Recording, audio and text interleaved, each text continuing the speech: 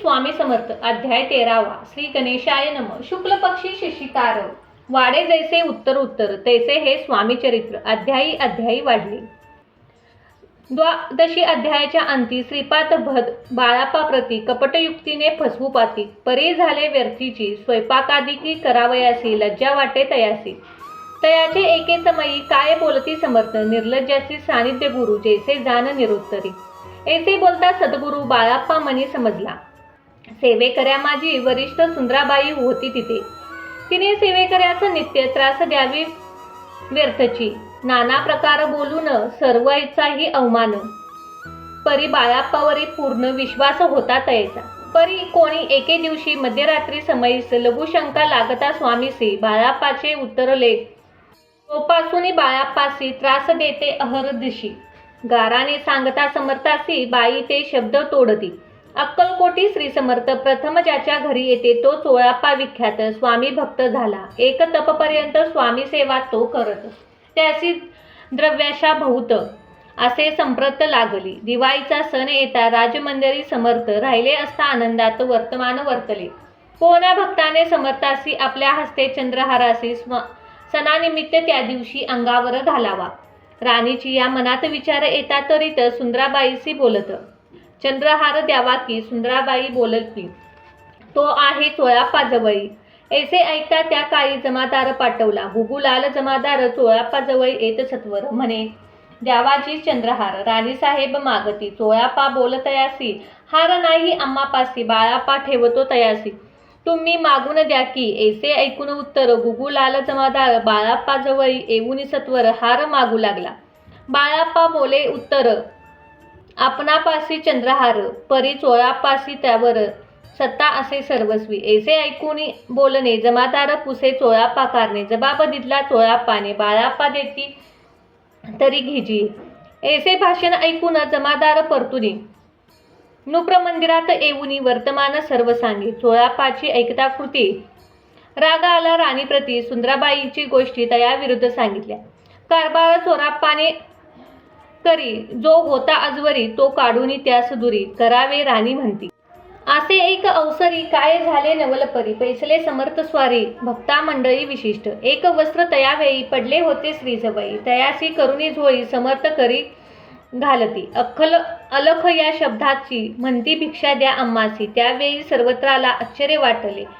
झोळी घेतली समर्थ काय असे उणे तिथे जे जे दर्शना आले तिथे त्यांनी भिक्षा घेतली कोणी 1 कोणी 2 रुपये टाकती आणून न लागता एक क्षणभर गिनती झाली।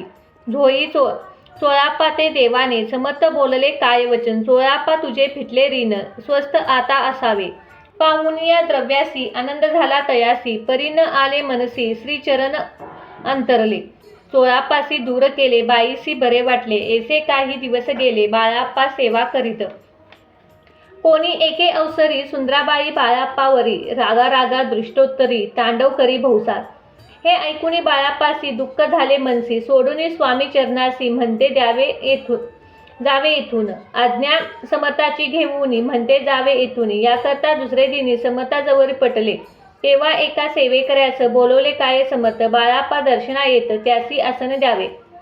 बाळाप्पा येता त्या स्थानी आसन दिले सेवेकऱ्यांनी तेव्हा समजले निजमनी आज्ञा आपला मिळाली कोठे मांडावे आसन विचार पडला तया लागून तोच त्या रात्री स्वप्न बाळाप्पाने देखिले श्री मारुतीचे मंदिर स्वप्नी आले सुंदर तिथे जाऊन सत्वर आसन त्यांनी मांडले। श्री स्वामी समर्थ या मंत्राचा जप करीत एक वेळ दर्शना येत हिशोब ठेवत जपाचा काढून दिले बाळाप्पासी आनंद झाला बाईसी गर्व भरे ती कोणासी मनामानशी झाली सुंदराबाईसी करावे दूर समर्थांचा झाला विचार तयाप्रमाणे चमत्कार करून या दावती परी राणीच्या प्रती भाईवर बहुत होती या कारणे कोणाप्रती धैर्य काही होईना। अक्कलकोट त्या अवसरी महादेवराव बर्वे कारभारी तयासी हुकुम झाला सत्वरी बाईसी दूर करावे परी राणी भाऊनी तैसे न केले तयानी समर्थ दर्शनासी एके दिनी कारभारी पटले तयासी बोलते समर्थ कैसे करती कारभार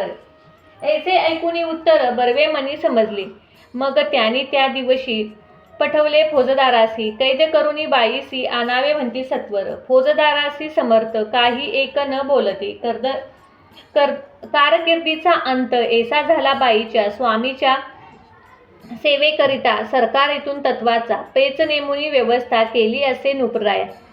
मग सेवा करावयासी घेऊन गेले बाळापासी, म्हणती देऊ तुम्हासी पगार सरकारेतून.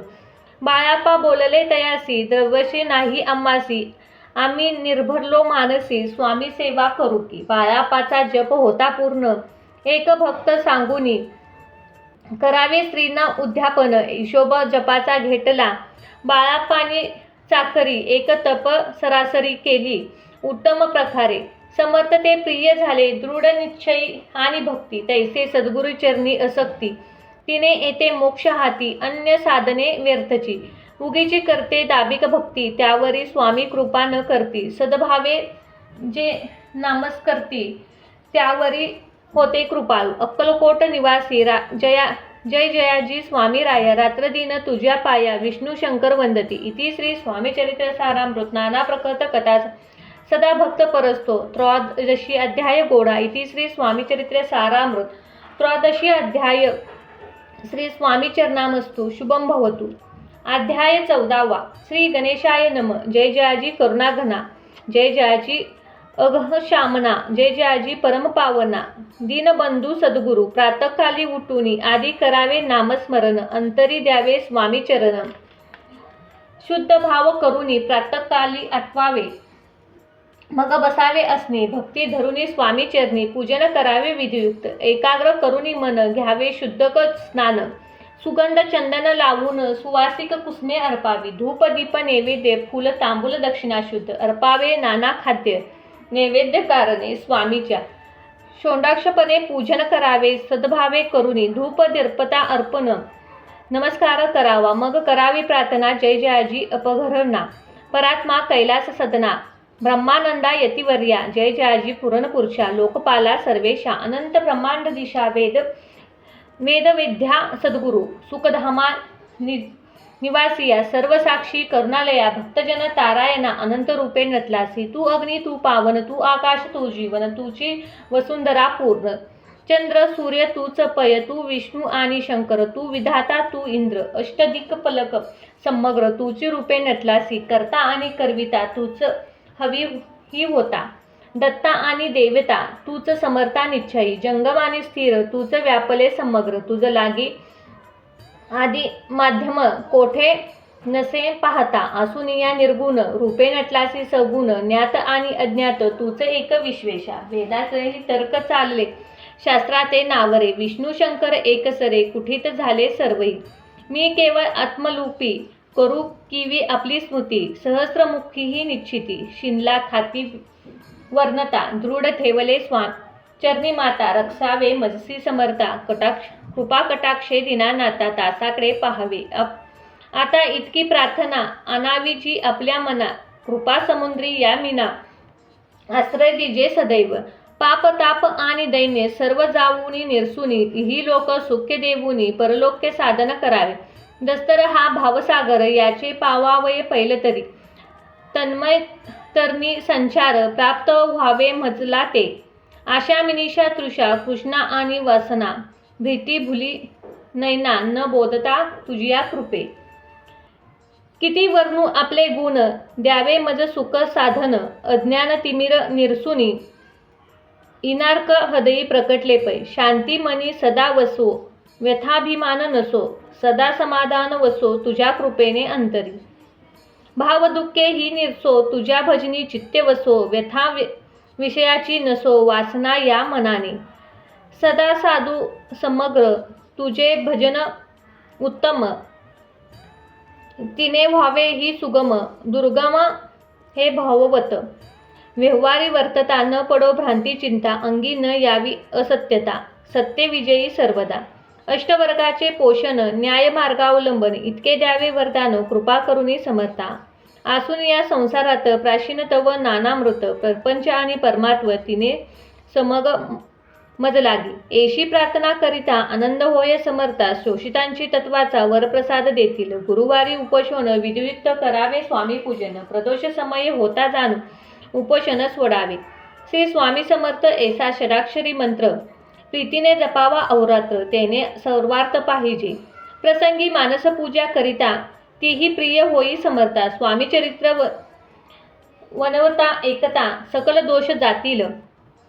केसी करावी स्वामी भक्ती, हे मी मतिमंद परी आता शुद्ध चित्ती, तवशी भक्ती श्रेष्ठ पै. आम्ही आहो स्वामी भक्त, मिरवू नये लोकात. जयासी भक्तीची दवग व्यर्थ, निष्फळ भक्ती तयाची. इति श्री स्वामी चरित्र सारामृत नाना प्रकट कथा समज. सदा ऐकतो भाविक भक्त. चतुर्दशी अध्याय गोडहा. श्रीरस्तु शुभम भवतु. अध्याय 15वा. श्री गणेशाय नमः. अंतरी स्वामी भक्ती झडता, चारी पुरुषार्थ येती हाता. पाप ताप दिन्य वार्ता, इथे काही न उरीची.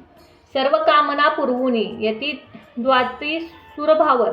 जे नर करती नमस्कारण, ते मुक्त याच देही. मंगळवेढे ग्रामात राहत असता श्री समर्थ. ग्रामवासी जन समस्त वेडा म्हणती तयासी. शोषितांची भक्ती नसेची जयाची चित्ती. सदा अरण्यात वस्ती, एकांत स्थळी समर्थ. परमेश्वर रूप येती, ऐसे ज्याचे वाटे चिंती. ते करती स्वामी भक्ती, जन हस्ती तयाते. त्यावेळी मंगळवेढ्यात बसापा तेली राहत. दारिद्र्य पडिला बहुत, दीन स्थिती तयाची. एके दिनी फिरत फिरत सहज वना माझी जात. ते देखिले समर्थ, दिगंबर यतिराज. कटाक्ष करुनी तयेवर केले शयीन. ऐसे नवल देखून लोटांगण घेतलेसे. अष्टभावे दाटुनी माता ठेवत श्रीचरणी. मने कृपादक्ष कटाक्ष करुनी दासाकडे पाहावे. स्वामी चरणाचा स्पर्श होता, ज्ञानी झाला तो तत्वाचा. कर जोडून या सवित्वा झाला बहुत प्रकारे. पाहून या प्रेमळ भक्ती, अंतरी संतुष्ले येती. वरदहस्त ठेवूनी तत्काळ मस्तकी तयाचे. बसापाचे श्रीचरण मनी झडले ते पासूनी. राहू लागला निशिदिनी स्वामी सानिध्य आनंदले. मग बसापाची कांता ऐकून ऐशी वार्ता. करतील अकांत माझे घर बुडाले. बसापा येता ग्रहासी, दुष्टांतरी बोलतयासी. म्हणे जोडले संसारासी, वेड काय लागले. परी बसापाचे चित्त स्वामी चरणी असक्त. जनावपाद न भूत, नसे चाड कोणाशी. एके दिवशी अरण्यात बसापा स्वामी सेवा करीत. तव झाले असे रात, घोर तम दाटले. चित्त झडले श्रीचरणी, भीती नसे काही मनी. दोन पहर होता जन्नी, समर्थ उठून चाले. पुढे जाता समर्थ बसापा मार्ग चालत. प्रवेशले घोर अरण्यात. क्रूर श्रीपादे ओरडती. श्री परी बसापाच्या चिंती, न वाटे काही भीती. स्वामी चरणी पडली व्रती, देहभाव नसेची. हे समर्थ केले नवळ, प्रकट झाले असंख्य वलय. भूभाल व्यापला सकल, जे अग्नी समान. पदवर्ष सर्पा झाले. बसापा भानावरी आला. अपरिमिती देखिली सर्पसमूह चोईकडे. वृक्षशाखा अलौकिक, तो सर्पमय दिसते. मागे पुढे पाहता तो दिसते सर्पमय. पाहुनिया ऐशी परी भयभीत झाला अंतरी. तो तयासी मधुरतरी. समर्थ काय बोले, भिवू नको या समयी. जितके पाहिजे तितकेच घेई, न करी अवमान काही दिव्य तुझे उदरी. ऐसे बोलता समर्थ बसापा भय सोडून तरीत. करी घेऊन अंगवस्त्र टाकते एका सर्पावरी. गुंडाळुनी सर्पा त्वरित, सत्वर उचलती घेत. तव सर्प झाले गुप्त, तेही नष्ट झाले. तेथून या परतले, सत्वर ग्रामा माझी आले. बसापा सहित बसले समर्थ एका देऊळी. तिथे आपले अंगवस्त्र बसापा सोड पाहते. तव त्यात सुवर्ण दिसले. सर्प गुप्त झाला. ऐसे नवल देखून चकित झाला अंतकरणी. माता ठेवुनी स्वामी चरणी, प्रेमाश्रू नयनी वाटी. त्यासी बोलता यतीश्वर, घरी जावे या सत्वरे. सुखे करावा संसार, दारा पुत्रा पोशीचे. असो हे बसापा भक्त, संसार सुख उपभोगता. रात्रदिन स्वामी समर्थ, मंत्र जपे अत्याधरे. इति श्री स्वामी चरित्र सारामृत नाना प्रकट कथा समज. सदा भाविक परस्तो. पंचोदशी अध्याय गोडहा. श्रीरस्तु चरणामस्तु. श्रीरस्तु शुभम भवतु.